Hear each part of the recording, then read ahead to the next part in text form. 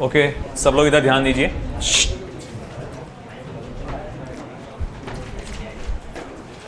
हम लोग motion of centre of mass study कर रहे थे और तकरीबन हम लोग ने जितने भी प्रॉब्लम्स लिए उसमें हम लोग ने देखा कि एक्सटर्नल फोर्स एब्सेंट था, ऑलमोस्ट एक्सटर्नल फोर्स एब्सेंट था।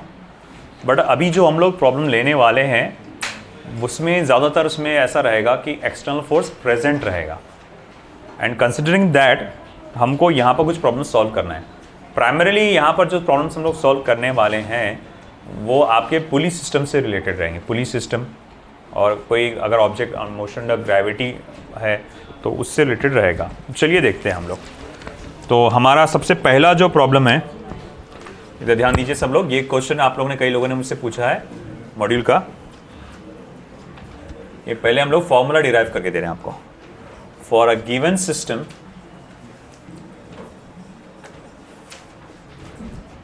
फाइंड आउट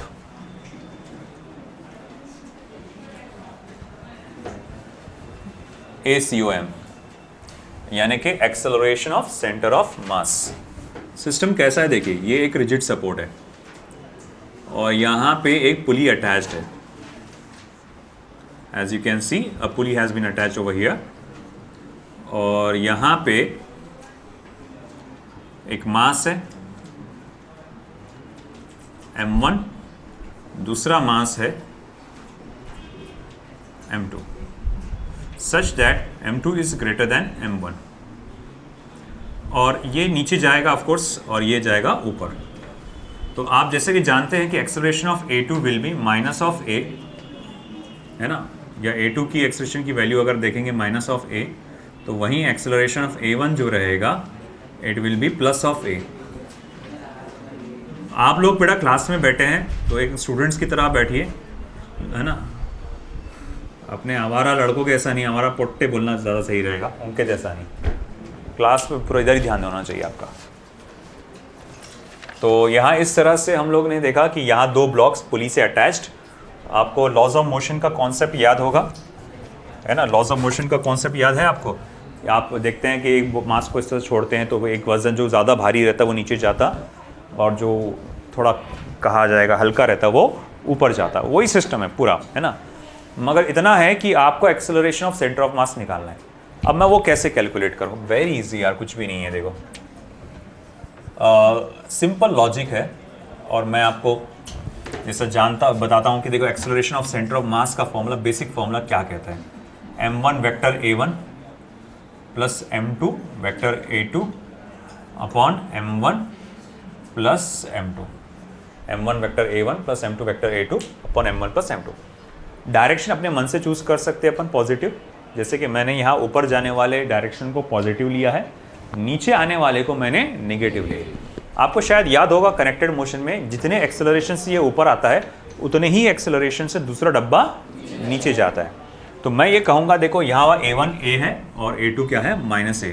अगर मैं ये वैल्यूज़ यहाँ पर डालूँ तो यहाँ मैं लिख सकता हूँ M1 plus A minus M2 A upon M1 plus M2, या फिर M1 plus minus M2, M1 minus M2 upon M1 plus M2 into acceleration. अच्छा ठीक है, ये तो आ गया। अब आपको लॉज ऑफ मोशन का कॉन्सेप्ट इस्तेमाल करके आपको ये पता लगाना है कि एक्सेलरेशन की वैल्यू क्या रहेगी। In the chapter laws of motion we have studied, in such scenarios we can calculate acceleration of the block, each block as M2g minus M1g upon M1 plus M2, या जिसको मैं लिखूंगा M2 minus M1 into g upon M1 plus M2। आई बात समझ में आपको बेटा, है ना? M1 plus M2। अब ये वैल्यू यहाँ उठा के डाल दीजिए आप, तो मैं यहाँ लिख सकता हूँ therefore acceleration of centre of mass is equals to, आपका जो भी रहेगा वो क्या रहेगा? M2g या sorry M1 minus M2 upon M1 plus M2। And what about the acceleration? It is M2 minus M1g upon M1 plus M2। Don't you think अगर मैं माइनस साइन यहाँ से कॉमन निकालूँ तो ये सीक्वेंस चेंज हो जाएगा, है ना? और फिर उसको मैं ऐसा लिख सकता हूँ, acceleration of centre of mass is equals to minus m1 minus m2 का whole square upon m1 plus m2 का होल स्क्वायर इंटू जी। तो ये आपका फॉर्मूला कुछ इस तरह से बन जाएगा। ओके, और अगर आप चाहे तो स्क्वायर को कॉमनली दे सकते हैं, और acceleration of centre of mass is equals to minus m1 minus m2 upon m1 plus m2 का होल स्क्वायर इंटू जी। अब ये कहने का मतलब क्या हुआ कि जो एक्सेलरेशन ऑफ सेंटर ऑफ मास जो एक्सेलरेट होगा वो नीचे की तरफ होगा, क्योंकि नेगेटिव में आ रहा ना आंसर, इस वजह से। ठीक है, इसका एक अल्टरनेट मेथड बता देता हूं। अल्टरनेट मेथड, अल्टरनेट मेथड ये है कि acceleration of centre of mass आप इस तरह से निकाल सकते हैं, net force on both blocks upon m1 plus m2, यानी मासेस ऑफ ईच ब्लॉक, ये total mass of the blocks at net force on the block क्या है, m1 plus m2 into g minus t twice t sorry m1 plus m2 अपन ये फॉर्मूले से निकाल सकते हैं। बोले ठीक है कि ब्लॉक्स पे कुल मिला के कितना फोर्स लग रहा है, -2 टाइम्स ऑफ टेंशन करिए, है ना, कुल मिला के फोर्स नीचे की तरफ और ऊपर की तरफ ट्वाइस टी, है ना। बोले कैसे गया, अरे एक ब्लॉक के ऊपर टी है ना, एक ब्लॉक को कितना है टी है ना, दोनों ब्लॉक्स का पूछ रहा है, तो वो हो जाएगा ट्वाइस टी। इस तरह ये भी आप यूज़ कर सकते हैं। ठीक है, चलो लिख लो ये पार्ट पूरा।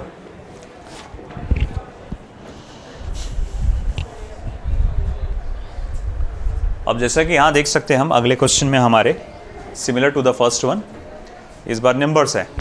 इन the arrangement as shown in figure, MA equals to 2 kilogram, MB equals to 1 kilogram. String is light and extensible. Find the acceleration of center of mass. Both the blocks have neglect the friction. मैं आपको recommend करूँगा कि आप क्या करो, directly जो formula दिया था मैंने आपको वो आप यूज़ करिए। एक्सेलरेशन ऑफ सेंटर ऑफ मास का क्या फॉर्मूला दिया था, minus m1 minus m2 upon m1 plus m2 का होल स्क्वायर इंटू जी। ओके, याद रखें यहाँ पर माइनस साइन इंडिकेट करेगा डाउनवर्ड्स डायरेक्शन और प्लस साइन क्या इंडिकेट करेगा, अपवर्ड्स डायरेक्शन। m1 कितना है, पहला वाला 2 kg,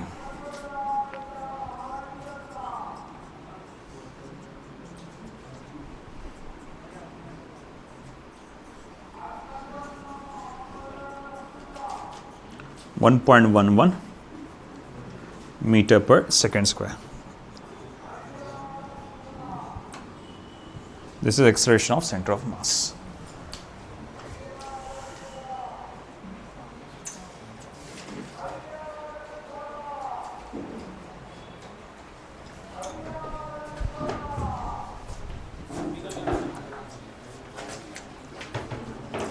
लो जल्दी।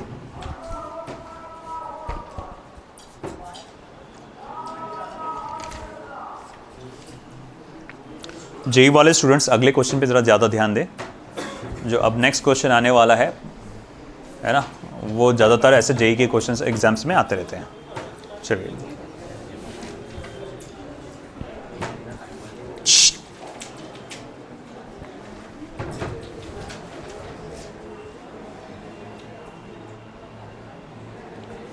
Two particles capital A and capital B of masses 1 kilogram and 2 kilogram respectively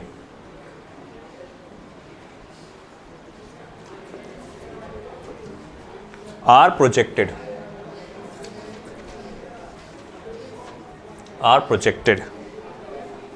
in the direction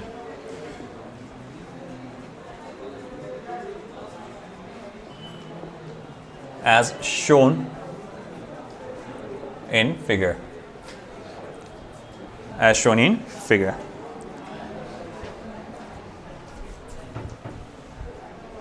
With speeds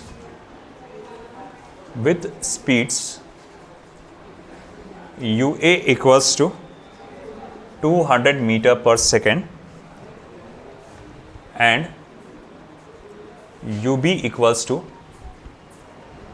50 meter per second. Full stop. Initially they were 90 meters apart. Full stop. They collide in mid-air.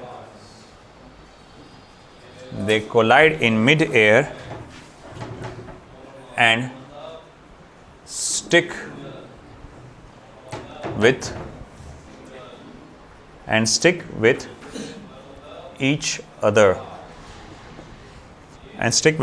Full stop.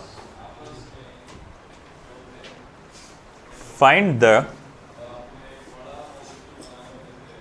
maximum height attained by the center of mass of the particles.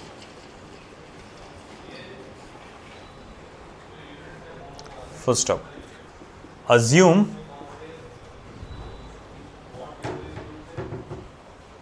acceleration due to gravity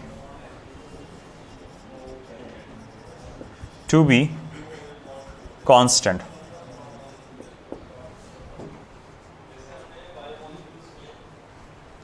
bracket में लिखिए small g equals to 10 metre पर second square. और diagram कुछ ऐसा दिया गया है आपको. ये बॉल B करके दिया है जिसको आप नीचे की तरफ थ्रो कर रहे हैं विद सेंट्रल वेलोसिटी UB. उसी की लाइन में ये बॉल A है जिसे आपने ऊपर की तरफ थ्रो किया. Okay, ball A with certain initial velocity UA and this is our ground. और इन दोनों के बीच का जो फासला है शुरू से जो बताया गया स्टार्टिंग में का वो 90 मीटर्स बताया गया. तो इसने क्या क्या पूछा देखो कि इसने पूछा find the maximum height attend by the centre of mass of the particle. कि centre of mass of the particle ज़्यादा से ज़्यादा कितना ऊपर तक जाएगा. देखो शुरुआत तो यहीं से हो जाती है इसकी. कहाँ से? मैक्सिमम हाइट अटेन्ड अगर वो कह रहा है तो final velocity of centre of mass, initial velocity of centre of mass minus 2 times of acceleration of centre of mass, है ना, AH. अब अपने पास फॉर्मूला है v square is equals to u square minus twice AH. तो for when h is equals to h max, जब आपका h max के बराबर होगा तो आपको मालूम है कि final velocity of centre of मास जो भी रहेगा वो 0 रहेगा. तो मैं यहाँ लिख सकता हूँ देयरफॉर आपका h max is equals to UCOM का square upon 2 times of ACOM. Isn't it? इसे इक्वेशन नंबर 1 दे दीजिए. चलिए अब मैं चाहता हूँ कि थोड़ा सा आप अपना दिमाग लगाओ इसके अंदर. I will wait for few minutes.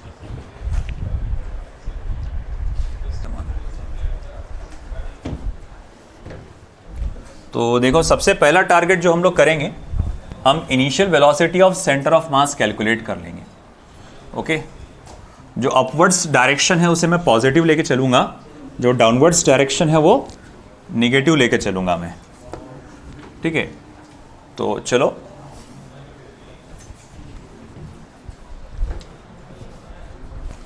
तो initial velocity of centre of mass MA UA minus MB UB upon MA plus MB, isn't it? Okay, फिर उसके बाद MA कितना बेटा 1, what about UA 200, what about UB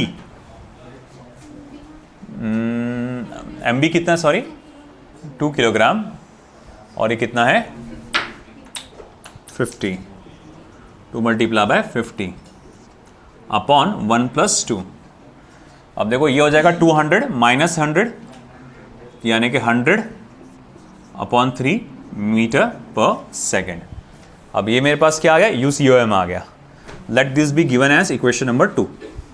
अब आई बारी acceleration of centre of mass, acceleration of centre of mass.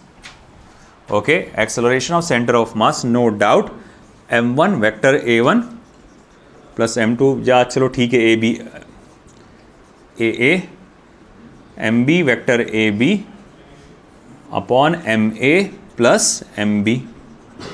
Okay, let's go for it then. m1 की value क्या आएगी 1 किलोग्राम, एक्सेलरेशन ऑफ a क्या रहेगा प्लस g नहीं बोलेंगे सर, माइनस जी बोलेंगे आप लोग, है ना।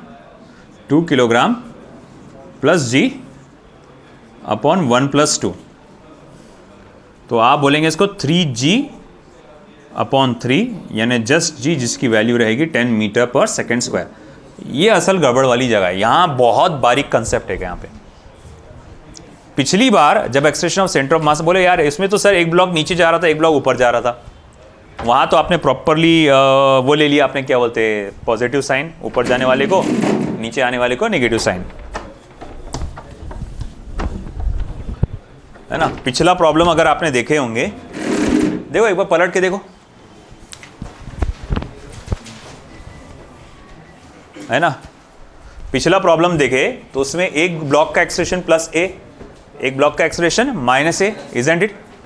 मगर इसमें तो ऐसा नहीं किया आपने। कोई बता सकता है उसमें और इसमें क्या फर्क है? सॉरी बेटा, पुली सिस्टम, ओके ये कह सकते हैं पुली सिस्टम है ना। असल में पिछला वाला जो प्रॉब्लम था ना, उसमें मोशन डिपेंडेंट मोशन था और ये इंडिपेंडेंट मोशन है ना। डिपेंडेंट मोशन मतलब वो जो ब्लॉक्स का मोशन होगा किसके बेसिस पे होगा, स्ट्रिंग, धागा, है ना। उस पर 2 फोर्सेस लग रहे, टेंशन और ग्रेविटेशनल फोर्स। तो ग्रेविटेशनल फोर्स तो चलो ठीक है, मगर टेंशन जो है ना ये एक आपको डिपेंडेबल बना दे रहा है ब्लॉक्स के मोशन को यहाँ पे। इसीलिए जिस स्पीड से या जिस एक्सेलरेशन से इसको स्ट्रिंग ऊपर खींचेगा, जिस स्ट्रिंग से एक्सेलरेशन से नीचे ले जाएगा, इस वजह से आप क्या करते हैं वहाँ पर प्लस माइनस साइन डालते हैं। यहाँ पर जो मोशन होता है पूरा इंडिपेंडेंट होता है। अगर आप बोलेंगे सर मुझे एक बात बताओ ज़रा, ये जब ऑब्जेक्ट ऊपर जा रहा है ना, ऊपर जा रहा, उसको ग्रेविटेशनल फोर्स कौन सी डायरेक्शन में लग रहा, नीचे। जब नीचे आ रहा तब उसको ग्रेविटेशनल फोर्स कौन सी डायरेक्शन में लग रहा, नीचे, है ना। चलो ठीक है, मैं ऊपर जाने वाले ऑब्जेक्ट की बात करूंगा तो उसको ग्रेविटेशनल फोर्स लग रहा है नीचे की तरफ। तो चलो gravitational force on the block ए, है ना। तो मैं कहूँगा minus of mass of acceleration, mass of block ए और एक्सेलरेशन ऑफ ब्लॉक ए, यानी कि माइनस MA G कैप, है ना, G कैप। अच्छा ठीक है, force acting on block B, force acting on block या बॉल बी जिसको हम लोग कहेंगे, तो आप क्या बोलेंगे अगेन, वंस अगेन, अभी तो उसको ऐसे रखना चाहिए, हाँ, mass of ball B, acceleration of ball B, mass of ball B, acceleration of ball B. अच्छा एक बात बता, उसको वंस अगेन फोर्स कौन सी डायरेक्शन में लग रहा, नीचे की तरफ, इसीलिए फिर से क्या आ गया माइनस MB G कैप, है ना। तो देखो ना ये ग्रेविटेशनल फोर्स के एग्जांपल्स बता रहा है ना कि ए बॉल भले ही ऊपर जा रहा होगा मगर ग्रेविटेशनल फोर्स उसको कहाँ लग रहा, नीचे। बी बॉल भले ही नीचे, बी बॉल है ना, भले ही नीचे आ रहा होगा मगर ग्रेविटेशनल फोर्स कहाँ लग रहा, अगेन नीचे। तो दोनों बॉल्स को अगर ग्रेविटेशनल फोर्स का डायरेक्शन सेम है, फोर्स का ग्रेविटेशनल फोर्स का डायरेक्शन सेम है, तो मास इनटू एक्सेलरेशन करने पे एक्सेलरेशन का डायरेक्शन भी क्या आएगा, सेम है। एक्सेलरेशन का भी वही डायरेक्शन रहेगा जो कि ग्रेविटेशनल फोर्स का रहेगा, आया ना। दैट्स वाई यहां पर दोनों का डायरेक्शन सेम था। मसला क्या हो गया था पिछली बार कि अगर मैं पिछले वो प्रॉब्लम पुली वाले प्रॉब्लम में देखूंगा तो उसमें अगर मैं FA करूंगा, है ना, तो उसमें मुझे क्या आता है फॉर्मूला, MAG माइनस टी आएगा, और FB करूंगा उसमें तो T माइनस MBG आएगा उसमें, ऐसा आएगा उसमें, है ना, ऐसा कुछ अपने को लेना पड़ेगा। तो तुमको देख रहा कि यहाँ पर तुम्हारा सिर्फ ग्रेविटेशनल फोर्स इन्वॉल्व है, कैसे उसमें सिर्फ ग्रेविटेशनल फोर्स इन्वॉल्व है क्या, नहीं, यहाँ पर कौन आ गया, टेंशन भी आ गया, इसी वजह से वो डायरेक्शन का मामला वहाँ पर अलग था। आगे बात समझे। अब यहाँ से याद रखना, अगर किसी ब्लॉक का इंडिपेंडेंट मोशन हो रहा होगा और एक्सेलरेशन ऑफ सेंटर ऑफ मास निकालना है ना, चाहे ऊपर जा रहा हो चाहे नीचे जा रहा हो, डायरेक्शन आपका कैसा रहेगा, सेम रहेगा। तो इसलिए अगर एक ऊपर जाने वाले को प्लस जी लिए तो नीचे आने वाले को भी क्या लेना पड़ेगा, प्लस जी, सिर्फ इंडिपेंडेंट मोशन में है, इतना याद रखना। चलो ठीक है, अब कंसिडरिंग दैट हमारा ये आ गया। अब ऐसा है कि ठीक है भाई, हमारा ये आ गया, अब हम एच मैक्स निकाल सकते हैं। तो भाई एच मैक्स निकाले हम, तो एच मैक्स का फॉर्मूला वैल्यू क्या आएगा, तो देयरफॉर एच मैक्स यानी मैक्सिमम अपवर्ड्स डिस्प्लेसमेंट जो होगा सेंटर ऑफ मास का, वो कितना होगा, UCOM का स्क्वायर, वो कितना है बेटा 100/3, उसका स्क्वायर क्या हो जाएगा 10⁴/9 मल्टीप्लाई बाय ACOM कितना है बेटा 10, तो ये हो जाएगा 10, मतलब यानी कि 10,000 अपॉन या फिर 1000/9 बोल सकता हूँ मैं, है ना, 1000/9। जरा बताएंगे मुझे 1000/9 कितना होता है, 9 ही है ना,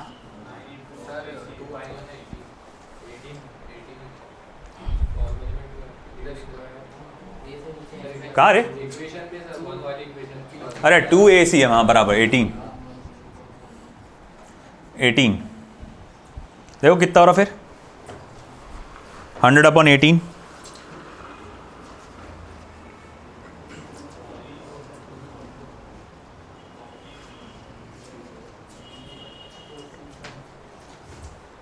(1000/18)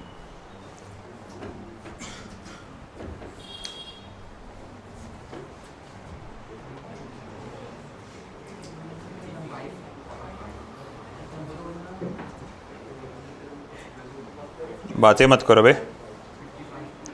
55.55 ये आ रहा क्या,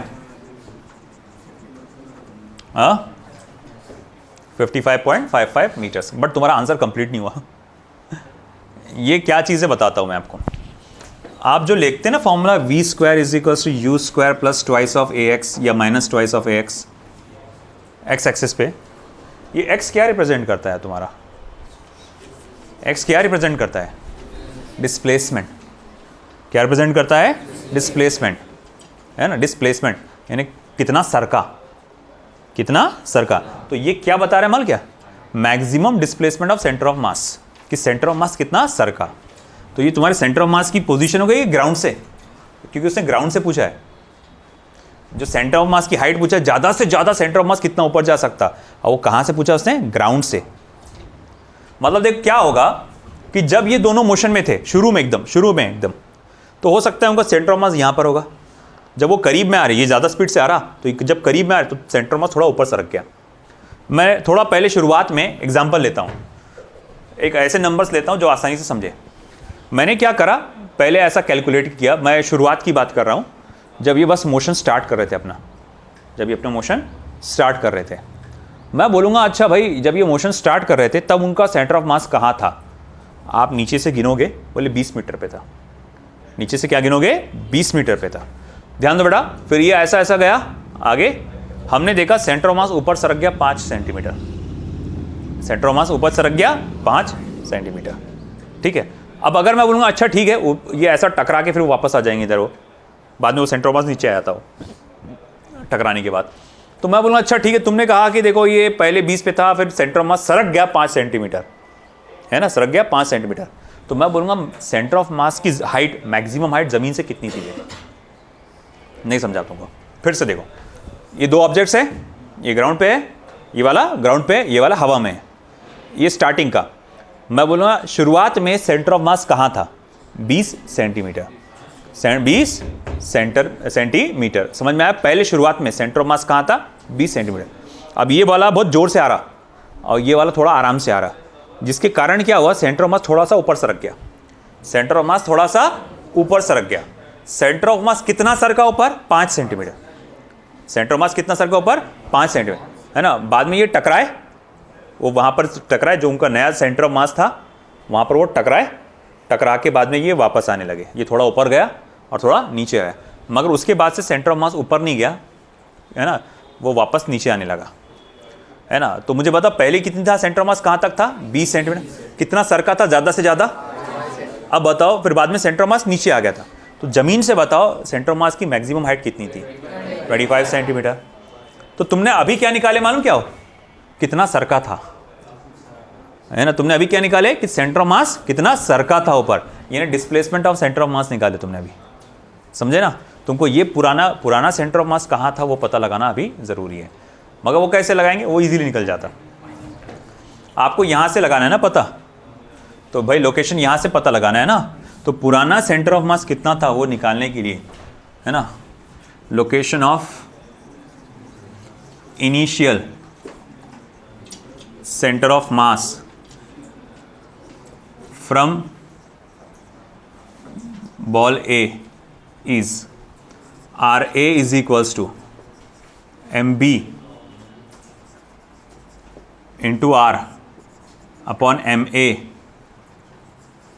plus MB। याद है, R1 is equals to R2 into D upon M1 plus M2 D upon M1 plus M2, वो वाला फॉर्मूला लगाया मैंने। MB कितना बेटा 2 किलोग्राम, R कितना है 90 मीटर्स अपॉन 1 + 2, यानी 2 मल्टीप्लाई बाय 90 अपॉन 3, 3 × 3 30 यानी कि 60 मीटर्स में, है ना, 60 मीटर्स। यानी पुरानी हाइट कितनी थी सेंटर ऑफ मास की, 60 मीटर्स थी। वो वहाँ से कितना सर का ऊपर 55.55 मीटर्स, यानी maximum height of centre of मास क्या होगा फिर, RA + Hmax, 60 + 55.55 मीटर्स, कितना हो जाएगा ये 105 कि 115, 15 आएगा कि 105 आएगा, 115 आएगा ना, 115.55 मीटर्स। आया समझ में, अब जाके ये आंसर आया पूरा। That's why I am telling that this is a part of JEE not for NEET. थोड़ा सा टाइम कंज्यूमिंग है, डिटेलिंग वाला है क्वेश्चन, इस तरह से आएगा।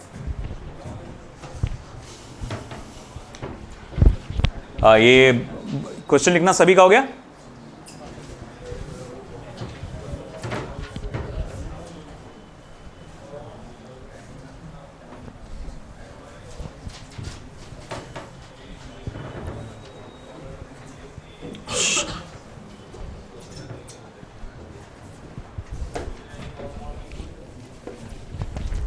कुछ नोट पॉइंट्स लिखना है आपको फिर।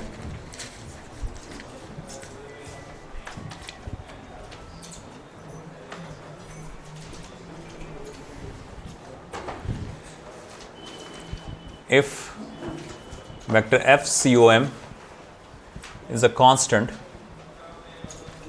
then vector ACOM is also constant, and equation of motion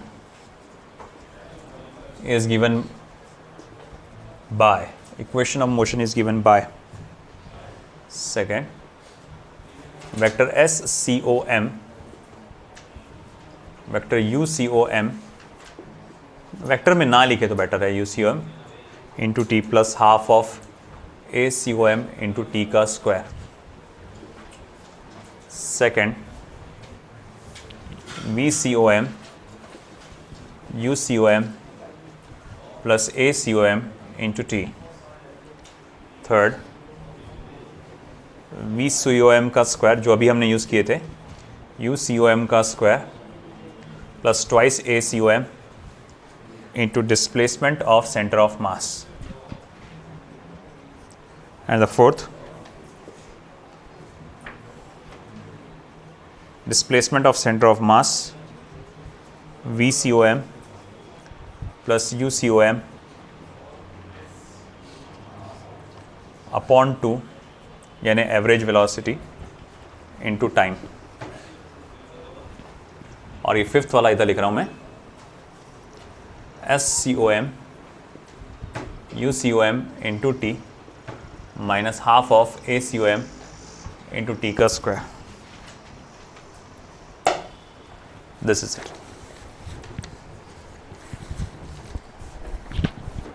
ठीक है, तो ये हमारा centre of mass, motion of centre of मास से रिलेटेड पार्ट कंप्लीट होता है अभी फिलहाल। आप अपने प्रैक्टिस जारी रखिए रिस्पेक्टिव बुक्स में से। पहले आप मॉड्यूल कंप्लीट करिए, पहला काम मॉड्यूल कंप्लीट करना, फिर उसके बाद आप आगे के चीज़ों पे जाएंगे। ठीक है।